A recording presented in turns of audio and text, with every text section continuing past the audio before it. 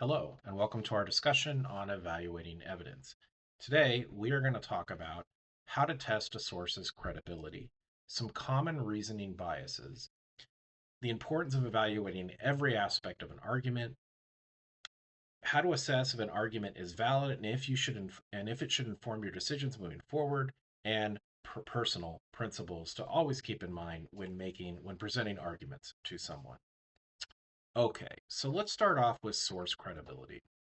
Now, you can use sources and arguments in a variety of contexts, right? And obviously, we've seen a lot of headlines recently about whether it's bias, news, misinformation, right? All of this sorts of stuff that's out there in the ether. And so the question kind of becomes, so how do you test if a source is actually credible?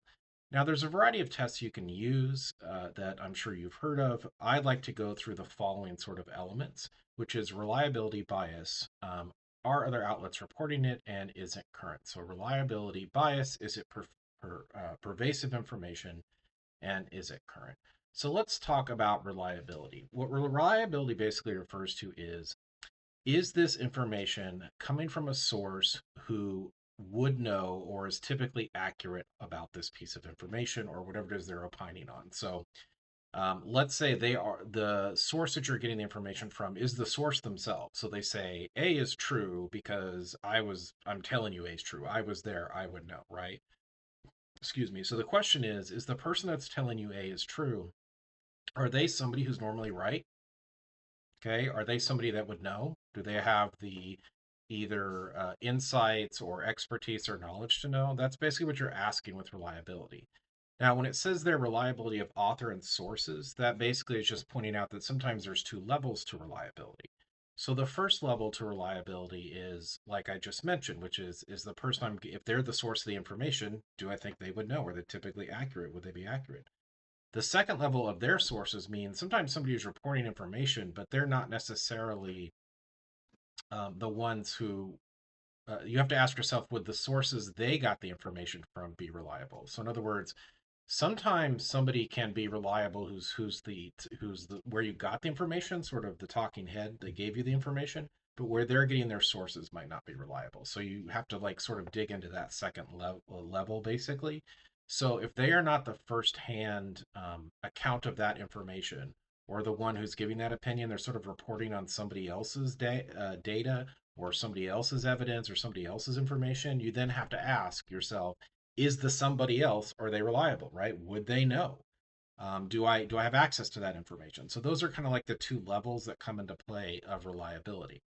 Now, bias is slightly different because somebody can be reliable but still be biased. Okay, and this is actually the first sort of point where where people are sort of easily manipulated or deceived. So, in other words, you can have somebody who, on paper, has the credentials, the experience, or even the connections, the insight, right, to give you reliable, accurate information. They should know, right?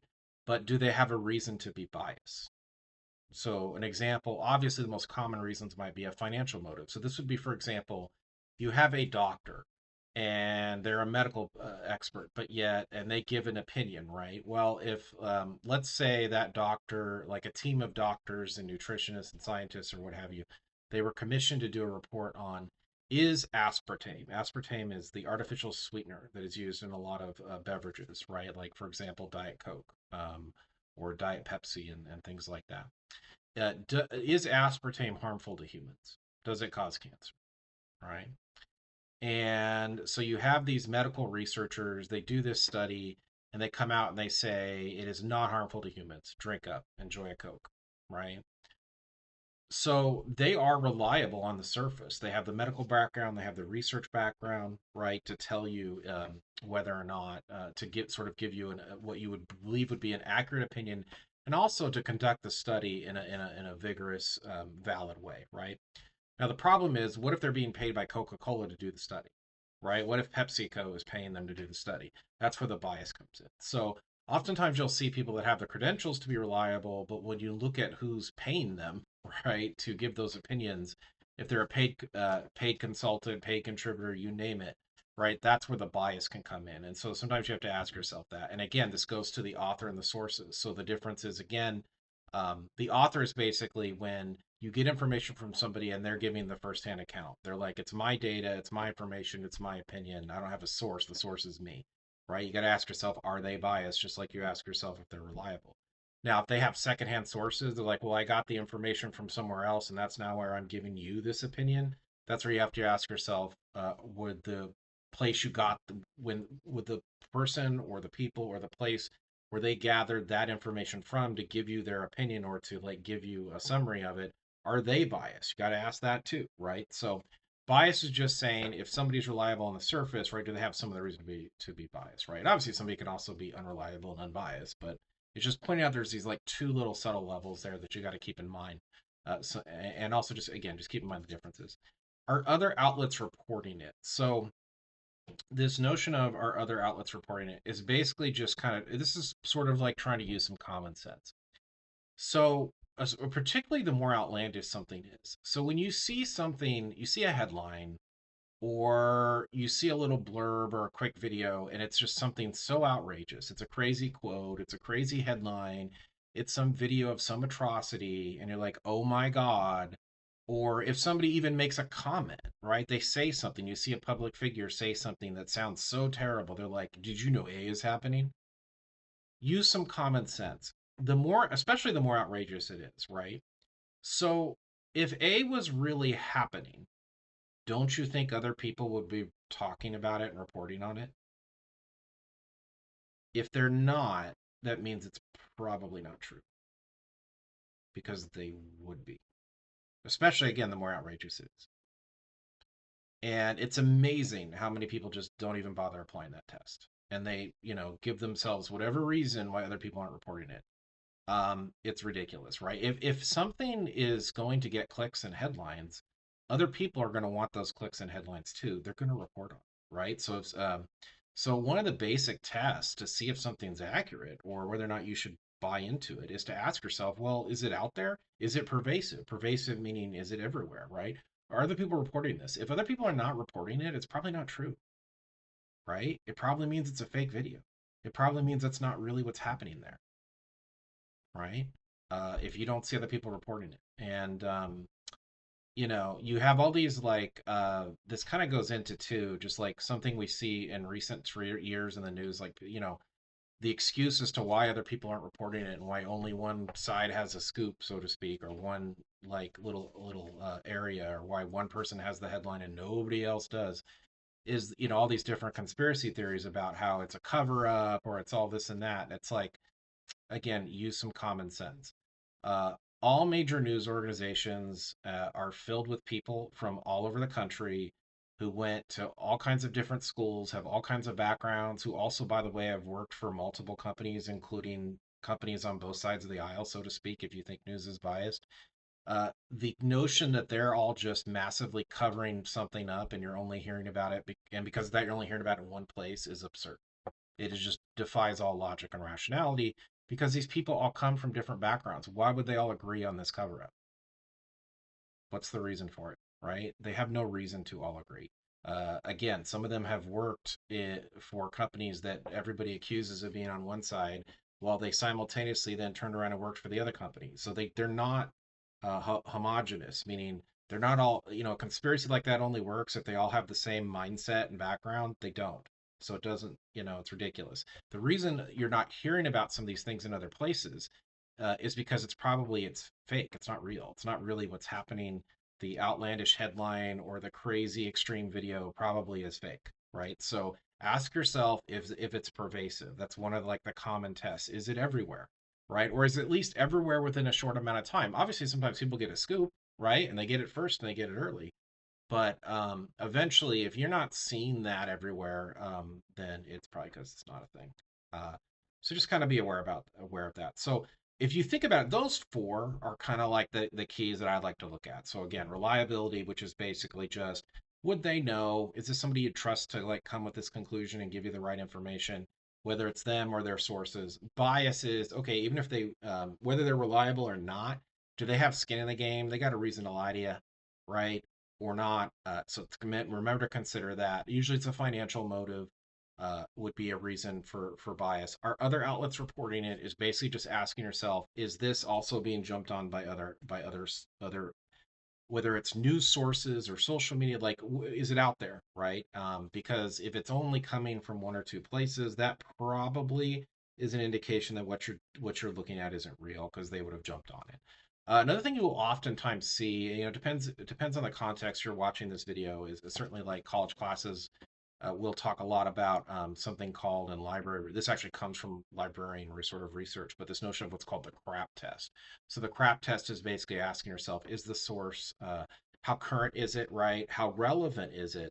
Uh, Authority, accuracy, and purpose, right? So you go through, and these are kind of like some of the same concepts I've been talking about here, just packaged in a slightly different way. Currency is currency is basically just dealing with this notion of is it recent or not, right? And so one of the things that happens with currency, why does old information potentially be inaccurate? Well, it's not because just because it's old doesn't mean it's inaccurate in and of itself, right? In other words, sometimes the wheel is still the wheel and it's still a useful wheel. Like just because of the things, you don't have to like change it. Sometimes we had the right idea before and it's still the right idea. However, currency matters because obviously, with as time passes, information can get updated, right? And now we have a differing opinion because of new information or more information. The other issue is people just change their opinion. So, especially when we're looking at like quotes. So you can take, for example, public figures or politicians, and I can find plenty examples. You might be aware of them where politicians have said A, and then you skip ahead a couple years and now they're saying B, the polar opposite. Like they're saying black and then they're saying white. It's right. And so now some people will say that's flip-flopping. Maybe it is, maybe it's not, but it whether it's flip-flopping or they just legitimately change their opinion, right? Which can happen too, that's fine. Um it's either whatever the reason, it still means that currency matters, right? It still means that you have to take that into account. So you have to be careful about that. So make sure you check that it's current. And the CRAP test is, I have that as the last one on my list. CRAP test is also looking at that. Relevance is just basically dealing with, are you looking at information that's really relevant to like the conclusion you're trying to reach, right? Authority is very similar to my notion of like authority and accuracy is very similar to my notion of reliability. And then you deal with authority again, would they know, that kind of stuff, right? Are they being accurate, right? Is it reliable? And then purpose, of course, like what is the reason for this? And that's kind of going into bias. So you maybe have heard of the CRAP test. That's kind of, I would say, the most common acronym that's used for people to like assess sources and things like that. But I think it's actually more useful just break it down like I have, where it's reliability, bias, are the outlets reporting it, and is it current? So, and I think one of the things that you have to keep in mind, um, again, I mentioned in recent years is this proliferation of sort of allegations, so much of like news bias or misinformation and fake news, and you can't trust this and you can't trust that. Look, is there misinformation out there? There absolutely is. I mean, is there literal fake information out there? Sure, there is. Now, why does that spread? Unfortunately, a lot of that, quite frankly, just works because of people's laziness. Because and what I mean by that is people are so lazy that all they do is read a headline.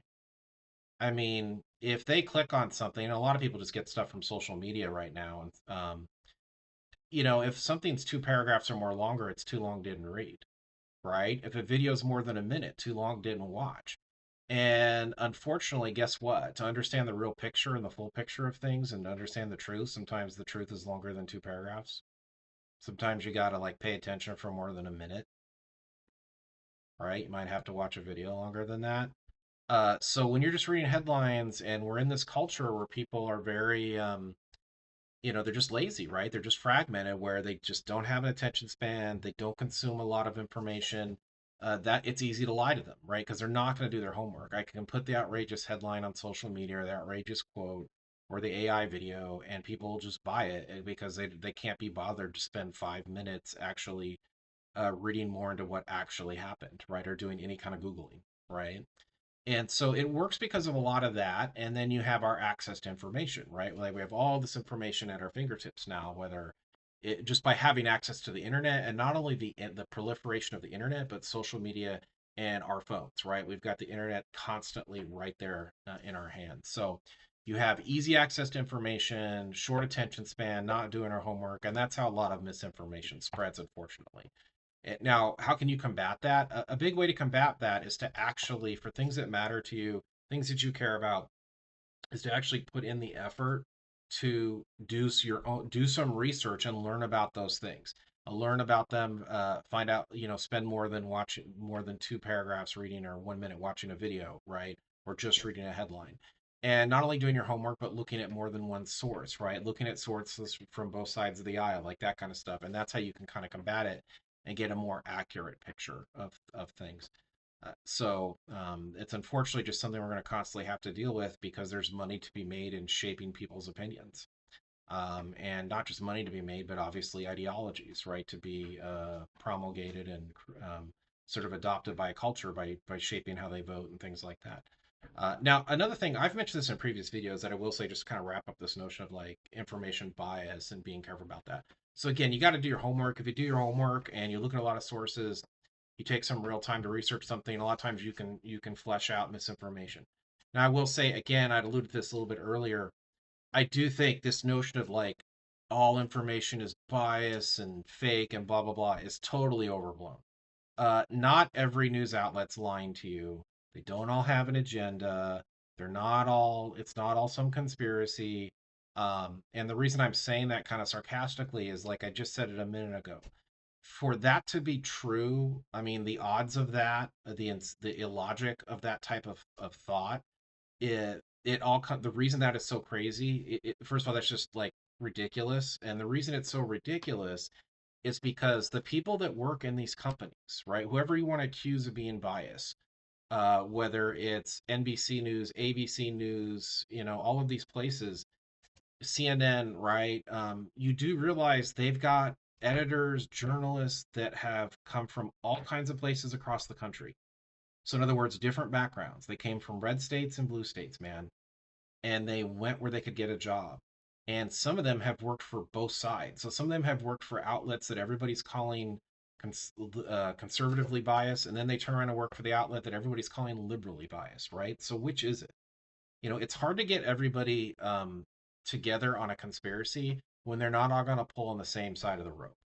Like think of a tug of war. And what I'm saying to you is, people come from different backgrounds. We're very varied. We have different opinions, and that's true in the news business too. And so these companies are filled with people all pulling on different ends of the rope in terms of their personal ideologies. So therefore, because they all come from different backgrounds and different places, and some of them have, like I said, worked for companies that we accuse of being biased on both sides. So therefore, the thought that they would all like join forces together within one company and agree to some agenda is a little ridiculous, right? It just doesn't. Yeah, again, hard to do when people don't agree on things, to get them to all agree on something all of a sudden, right?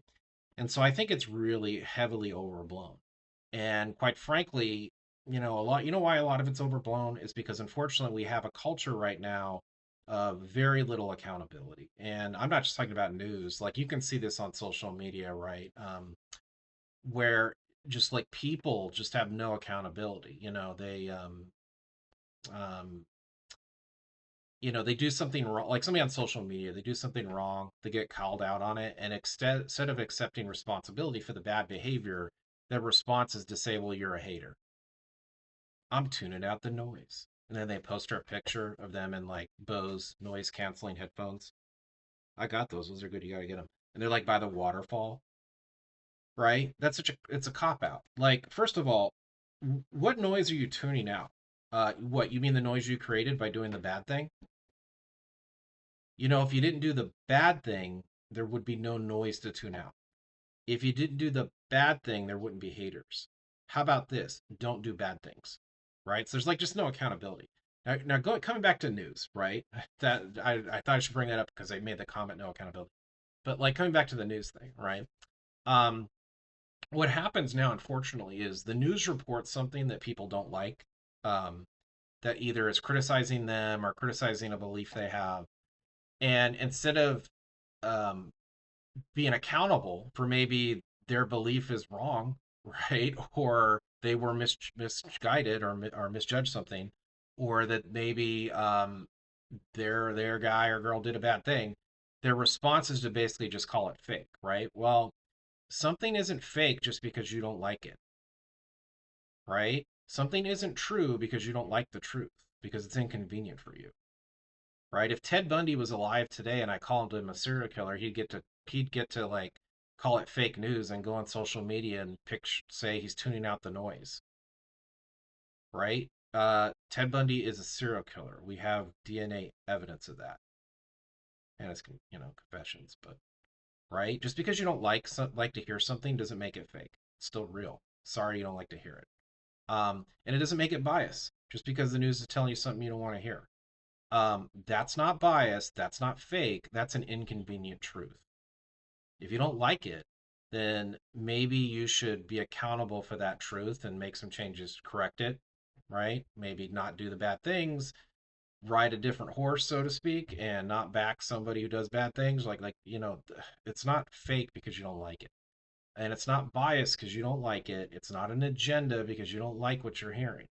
And so we see a lot of that in the culture today, where people just accuse news organizations of being biased because they just don't like what's being reported, right? I'm sorry, the truth is hard to hear, but it doesn't make it biased.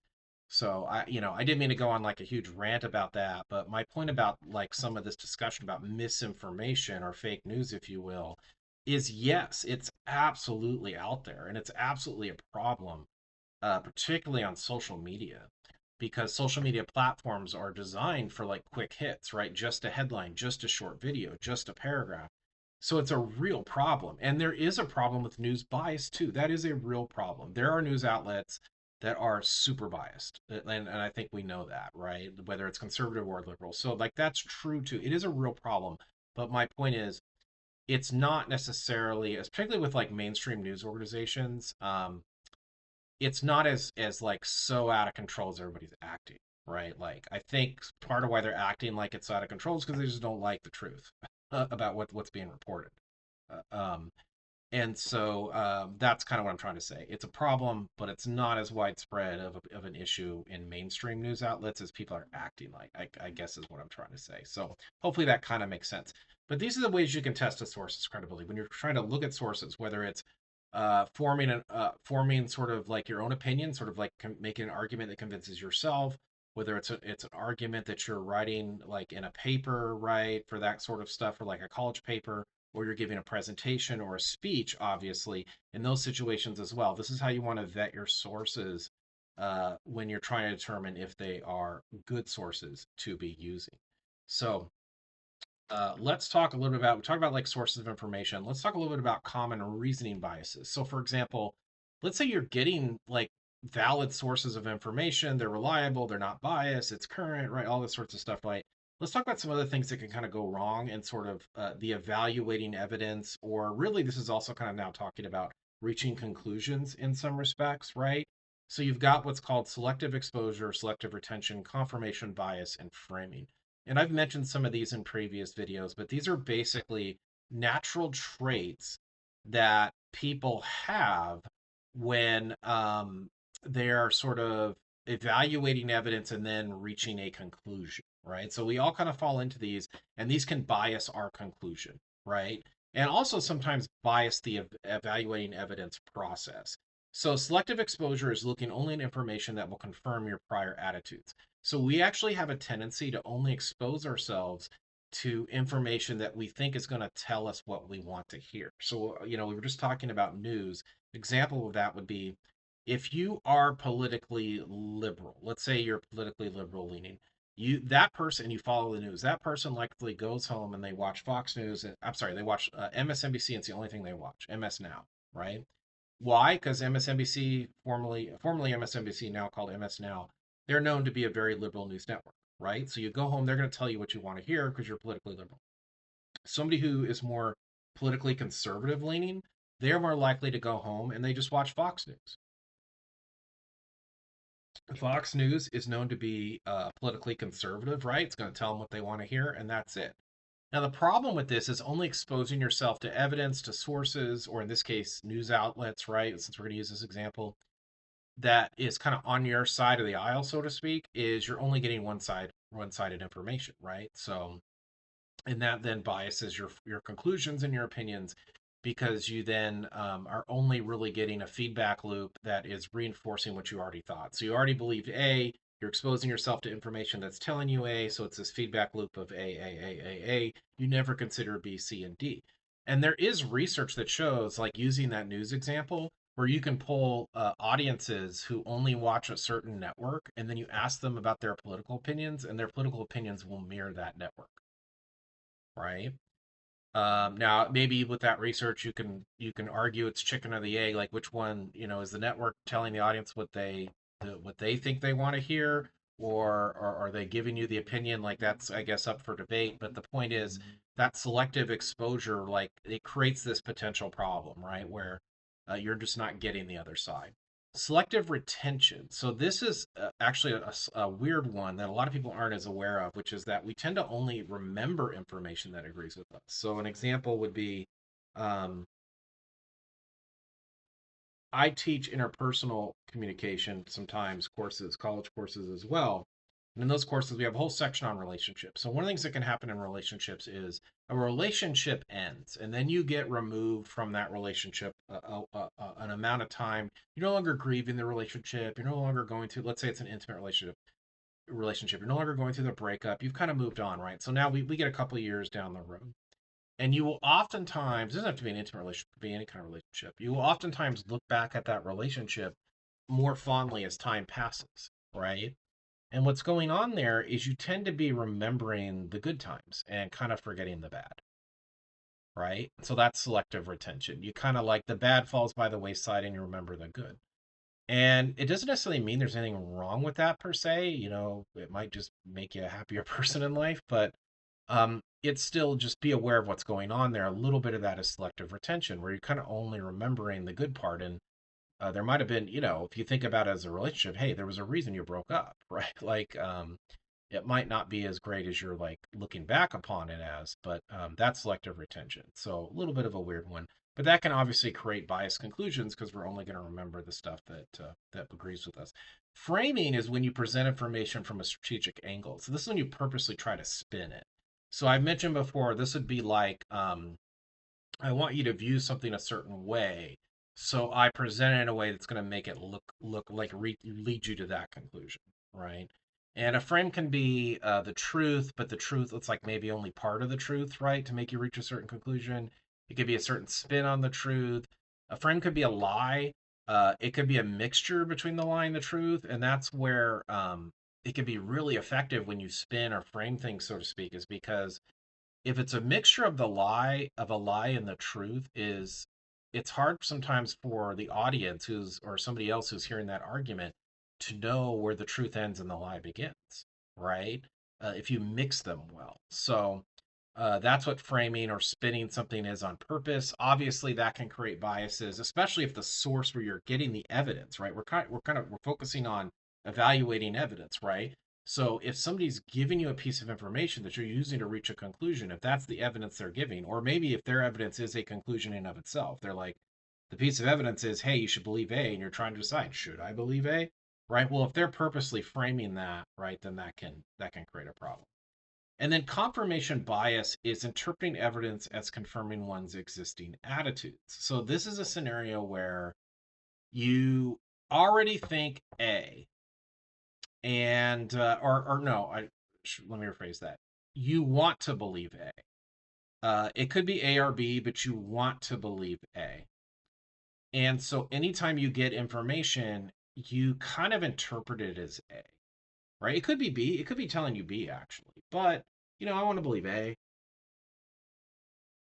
So I'm gonna kind of try as much as I can to spin it to A, right? And so that's confirmation bias. It's really common. A lot of people don't always even realize they're doing it. Again, when I teach interpersonal, I show a short video in there, and it's a skit. They're kind of making fun of it, but where it's this guy, he goes into a coffee shop and and the barista is really nice to him, and she's very attractive, and he thinks she's flirting with him and likes him. And at the end, he goes to ask her out, and of course, he's wrong about all of this. But that's kind of an example of confirmation bias, right? Where you think, this person thinks that the girl likes him.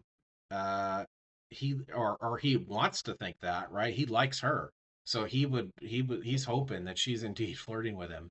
And so anything she does that could be A or B, like B in this case would be she's just being nice because you're a paying customer and she works for tips, right? Which is the likely outcome here. It could be B, but because he likes her and wants her to like him, he's going to interpret it as A. So that's confirmation bias. So very, very common tactic that you see in a lot of things where people go in already wanting to believe something. So they that's the way to think of it. They already want to believe something, and so they interpret any evidence they get. They lean to interpret it as, "Hey, see, my belief was true," right? So these are all things that can really bias either our evidence gathering process or the conclusions we reach based on a given piece of evidence. Now, so a couple of other things that I want you to keep in mind when it comes to evaluating evidence and really kind of at a larger scale, also just evaluating arguments too, right? So now we're kind of getting a little bit into just evaluating arguments as well, not just the evidence. But you need to think about every element of the Tolman model, right? So remember, the Tolman model of argumentation is basically just saying that an argument has three parts. You have a claim, which is the conclusion that the speaker is trying to support, right? You've got data, which is something that supports that claim, and then you've got a warrant, which is an unstated assumption that has to be true in order for the data to be relevant to the claim. Okay, so any argument, whether you agree with the argument, whether you think it's valid or not, has to have these three parts. So to give you that example, it would be if I said, if my conclusion is the team is going to win tonight. Okay, and my data, the reason I say they're going to win is I say they're playing at home. Okay, what is the unstated assumption that has to be true for that to make any sense? It's that home teams win, right? Is that there is a home court, home field advantage in whatever sport we're talking about, right? Because if there wasn't, then that would make no sense as a piece of supporting evidence, right? And so an argument has to have all three, right? An argument has to have all three. So let's say you just have, for example, a claim. That this is, by the way, something that happens a lot in society where like culture where people aren't really making arguments or just making statements. So that would be like somebody just says, well, that's un-American. That's their claim. And then you say, why? And then they go, that's not what we do here. Okay. Because it is, because it's un-American, right? What do? They just stated the claim again, right? Because it's not what we do. So you didn't say why it's not what we, right? Like, you're just restating the conclusion twice, right? So a lot of people, by the way, do that. They go around making claims and there's nothing to back it up. They just restate their conclusion again. Um, but anyway, an argument has to have all three parts, right? So when you're evaluating evidence, and now we're talking about a larger scale, just arguments in general, one of the things that you need to do is just ask yourself, is there a problem with the claim, the data, or the warrant? Look at all three phases, right? So for example, let's say the evidence is sound, since we've been talking so much about evidence, right? So it's reliable, it's not biased, the evidence you have is correct, right? How could the claim then still be wrong? Why should you still look at it does just because the evidence is correct doesn't mean every conclusion you draw from that evidence is correct too. That is not true. Why is that? Well, for example, the claim could be too broad, right? Let's say I do a study of students at a college and I look at nursing students. And then based on that, and I do the study, it's a valid study. I follow the scientific method perfectly. It's peer reviewed. It's all these things, right? It crosses all the T's and dots all the I's. So the data is correct, but then I reach a conclusion that says college students in this state, or just college students in the United States, or I just say college students in general, believe A, B, or C based on the results of this study. That conclusion is too broad because I didn't look at college students. I looked at one college, and even more specifically, I only looked at students with a certain major. So the only conclusion I can reach is really students at that college with that major, right? So sometimes your conclusion's too broad, right? Sometimes you are not reading from the information what you really should be reading from it. So in other words, sometimes the evidence is valid, but it's maybe telling you five true things, but that's it, and you are somehow interpreting from that thing six and seven that isn't true, right? So evaluate every part of a Tolman model: the claim, the data, the warrant, right? So the warrant is this unstated assumption. Um, so the unstated assumption that has to be true to connect the two. Well, one of the ways that that can be that's faulty. One of the interesting things about that is that can oftentimes be faulty, and people don't always catch it because it's not stated, right? It's this like it's an assumption that's being made, right? That's sort of like it's being inferred, it's being implied.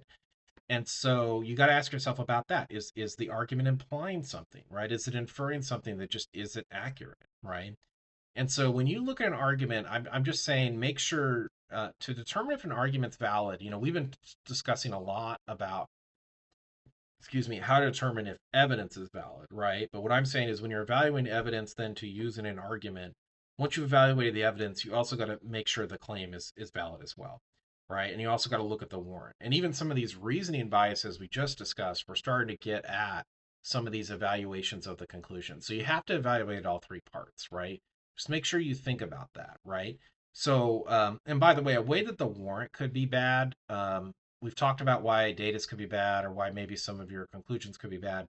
The way a warrant can go wrong would be maybe it's just an assumption that is not true, right? That like we hold, but just like it's almost like a cliche, right? There could be a cliche that's out there that just really isn't very true, but yet it's something that we have, right? It's sort of like a myth, so to speak.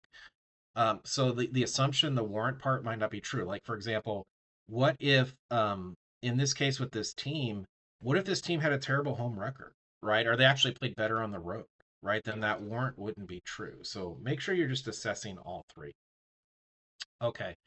Another thing that I think actually gets like lost in the sauce a little bit, I think this is a good thing to keep in mind just for life, like whether you're using this in a college class or not. I think this is a good thing to how to apply this stuff to your everyday life, or even whether or not you're using it in your workplace, just like in your even in your interpersonal life, just like anything like that. Is you need to you also need to evaluate, first of all, is the argument actually true? And then even if it is true, and just because an argument is true doesn't mean it's one you should be driven or motivated by, or you should use as the basis of your decision. I know that sounds really counterintuitive, but bear with me here. So, is the argument valid? So, I talk a lot about, I've certainly talked in other videos, and you'll have heard, if not from me, but certainly in other places, where this notion of you have three types of arguments, right? You have logos, ethos, and pathos. And logos are appeals to logic, like the Tolman model, right? You've got ethos, which are appeals to credibility, right?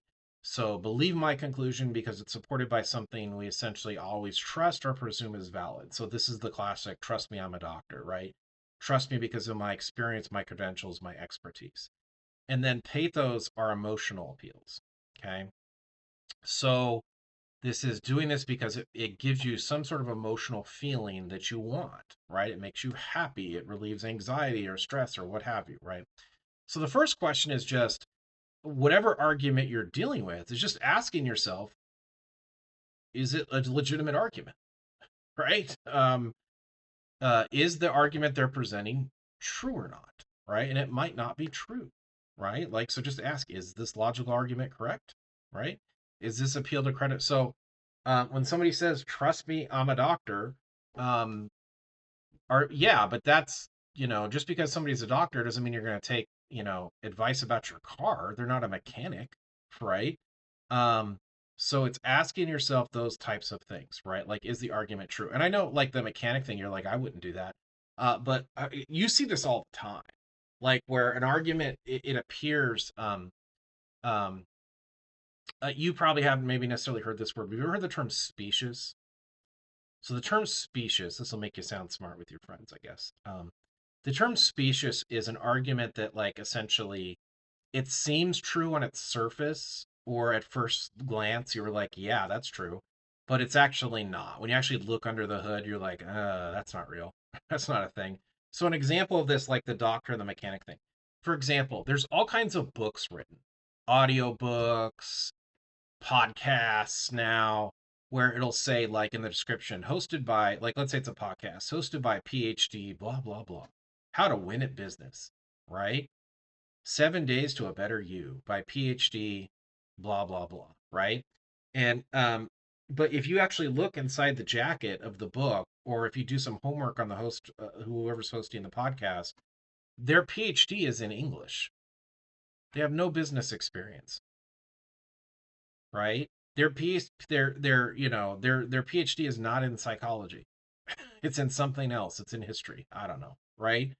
And so, but they throw out PhD there because, again, I mentioned before, this is very similar to like the whole misinformation, fake news thing. Is people are just so lazy they don't do their homework. They don't actually look into this person says, right, they have the letters behind their name, but is that actually their background? And it's not. You'd be surprised. There's a lot of like business books, especially where all of these people are writing all these guru things, and their like background is they were an English major and they have a PhD in English. They've never run a business at all, right? I mean, speaking of business, there's lots of people like that. Another example would be like you see this in popular culture, where somebody's giving business advice, or they're perceived as being this great business person, this great businessman or woman, because they have a lot of money, and people just presume, well, they must be successful. Well, are they, or were they born on third base? You ever heard the phrase "born on third base"? That's kind of an old man phrase, I guess. Your your grandfather, your pop might tell you that. But it basically means it's like, so take the money business example. So if I was born with a lot of money and already had a lot of money, I can go out and start all kinds of businesses. And whether they fail or succeed won't matter because I have so much money to cover it up if they fail. Like I could file bankruptcy a million times. And because I still have a bunch of money, you'll think I'm a success. Happens all the time. There's lots of examples of that. People in popular culture who everybody praises as being successful. Again, look under the hood. Are they successful? Um, and so that's an example of a specious argument, right? That person can walk in the room and be like, hey, look, I'm listen to my business arguments, my business advice, which is basically kind of an appeal to credibility because of my background. You should listen to me, right? But in reality, that argument is specious. It looks true on the surface, but it's not because they have money to cover up the mistakes. They're actually not very successful at anything, right? At least business related. But they can cover up the mistakes. So that's kind of an example of this. Or like my example with the podcast host or the book, the person that writes the 7 Ways to a Better Business and their PhDs in English, right? Where again, those are both appeals to credibility, but the argument appears on its face to be true, but it's not if you look under the hood. So another thing to keep in mind, whether it's not just evaluating evidence, but just evaluating conclusions, what I'm trying to say is when an argument gets presented to you, whether it's an appeal to credibility, like those two were appeals to credibilities, the being successful at business but having money, so it's hard to tell if they were actually successful since they started with money, or the person who says PhD when they're hosting a podcast on business, but their PhDs in English. Those are appeals to credibility that if you look under the hood aren't true. But obviously, you should consider this with logical arguments, emotional arguments that like people make with you that appear on the surface to be true, but they're not really true. Now, I said that like a lot of this can like help you. I think it's important for your life. Here's the part that I think is also that's like really important to keep in mind. I think could be valuable in your life. Okay, and it's this: just because an argument's true doesn't mean it should actually inform your decision or that you have to go with it or be driven by it. And again, I know that sounds a little odd to hear, but here's what I mean by that. Um, do people do things that are counterproductive to them, meaning it's against their self interest? They do it all the time. Okay. So take somebody that's overweight. I'm overweight. And so when I eat too much food or if I eat something that's unhealthy, that is counterproductive to me. That's very harmful in a lot of ways to my life, whether it's physically or other aspects, right? But yet, clearly, I'm still overweight, so I still do that, right? Now, when I make that decision, the moment that I'm eating a pizza instead of a salad, right? Or not working out or not going to the gym or whatever it may be, right? That's you're not doing to lose weight. Um, in that moment of decision, um, I'm obviously not doing what's logical. So like I'm not following a logical argument.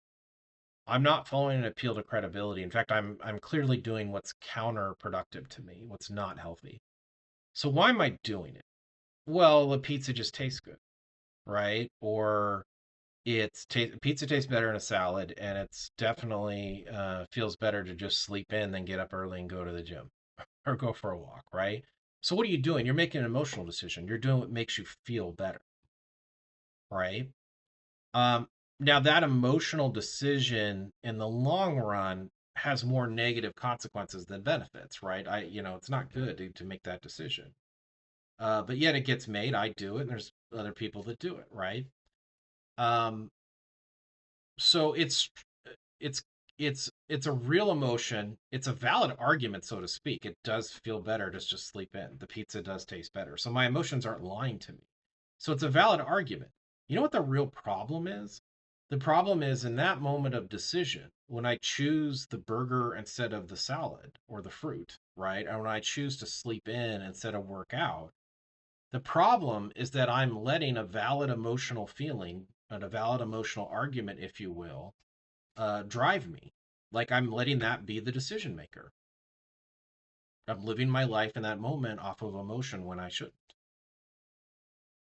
right? Like, what would be the wise thing to do in that moment? Is to say to yourself, it may feel better, it may taste better to eat the burger and it may feel better to sleep in, but I'm not going to listen to that valid emotion, right? I'm going to do what's counter to that because I'm going to listen to logic at this point. I'm going to listen to what's better for my health, right? That's what I should be doing, or a person in that situation should be doing. So, where I'm going with this is, and this happens particularly with emotion, by the way, with emotional arguments, and in this case, it's arguments we make with ourselves, is sometimes an argument is valid, but you still got to ask yourself, is that ultimately what I should do, though, whether it's valid or not, right? Like, yeah, the burger tastes better, but is that what I should do? Okay. And by the way, yeah, I can revert. So, in other words, there's times when you shouldn't listen to the emotional argument, is what I'm saying, even though it's valid and real. It would make you feel better, but you still shouldn't do it. Um, and you can flip that because there's also times when you should do what is emotionally going to make you feel better, right? An example and not do the logical thing. So, like with your health, you probably should be doing the logical thing, but I could flip it. There's other examples too. So, a flip would be there's times when you could do something that is more productive, right? When you should be doing something productive and you're not. You just want to veg out. You just need to relax. You just need to unwind, right? Or let yourself go, whatever it may be. And so what's going on there? You're not listening, just like the food example, like somebody is overweight, right? You're listening to your emotions instead of logic. Now, I think in those situations, you can make a valid argument that that's actually better for your life. Like it's you're probably going to be happier if you let yourself go sometimes, right? It's okay to sometimes not always be productive. Sometimes you really do need a day to just kind of unwind. Sometimes you just need a break, right? And that's okay. Not every night spent, on Netflix is a waste of time. Even if you just binge watched your favorite show because you just needed a break, right? And so what I'm saying is, you got to like take it when you're presented with arguments, whether these are from your personal life, or whether it's your personal life or your work life, or whatever the argument is, you got to ask yourself, like, a, is it valid, and even if it is valid, is that what I'm gonna let be the final decision maker here? Is that going to be the final boss or not? And you sometimes got to like make different calls there, right? Sometimes it's okay to let emotion drive you, and sometimes you should let logic drive you, right? Sometimes when you need a break, it's okay, you need to unwind, it's okay to let emotion of I'll just feel better if I get to unwind drive you, or let myself go.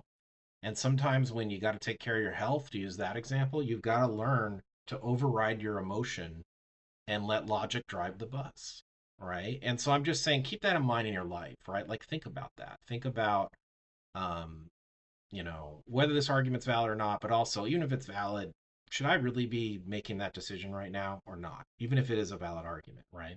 So, Just something to keep in mind with like how you use arguments.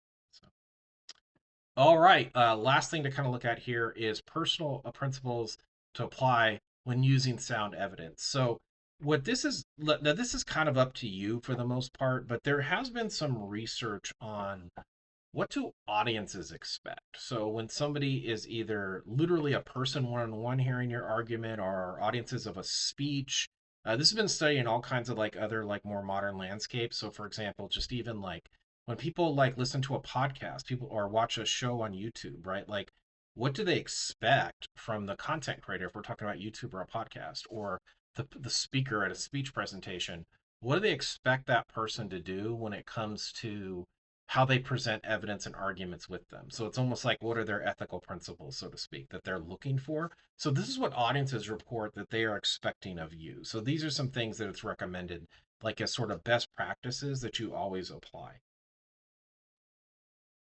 So the first one is to be objective. And what that just means is honestly discuss shortcomings and opposing views. Um, don't they don't want you to frame things, right? They want you to present an argument that sort of like, you can make the argument that people should do A and not B, but you can still do it in an objective way without slanting the facts, right? Without hiding information. You can still just convince them honestly and ethically. So they expect you to do that. Be objective, honest, and honestly, again, discuss opposing alternatives, opposing arguments. Don't ignore those things. Um, and also honestly discuss shortcomings, right? Like honestly discuss holes in your argument, right? Things like that. So just be transparent, right? Second thing is don't oversimplify.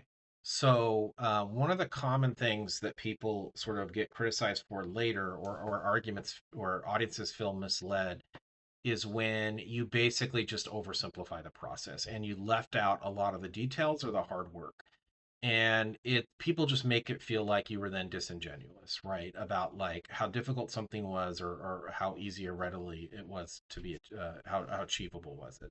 So don't oversimplify things. If something is more complicated or it takes more work, bring that up, right? Don't just gloss over things. And then also manage people's expectations.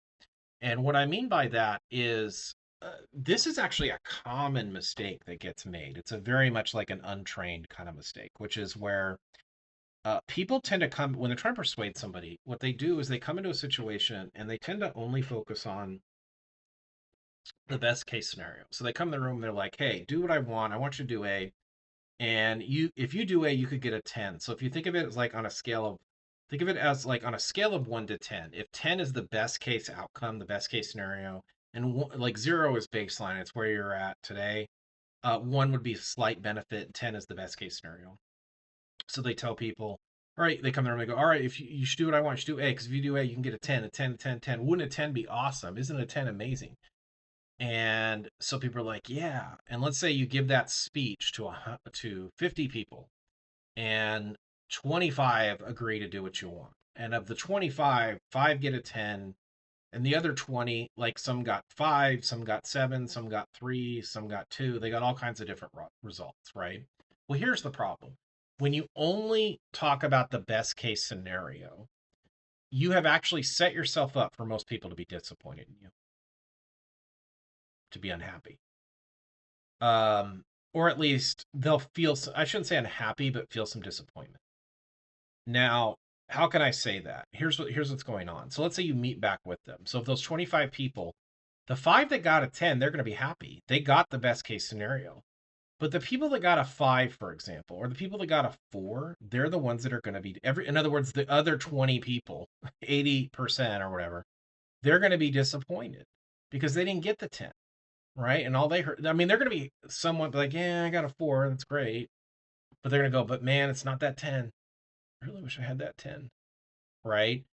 And so, um, what you do is when you only focus on the pie in the sky, the best case, the moon and the stars, the people that don't get the moon and the stars will then be disappointed. I mean, they'll still be happy they got something, but they'll still be comparing it to that moon and the stars they didn't get. So, one of the first ways to manage people's expectations is don't just describe the ceiling of results, describe the floor and everything in between.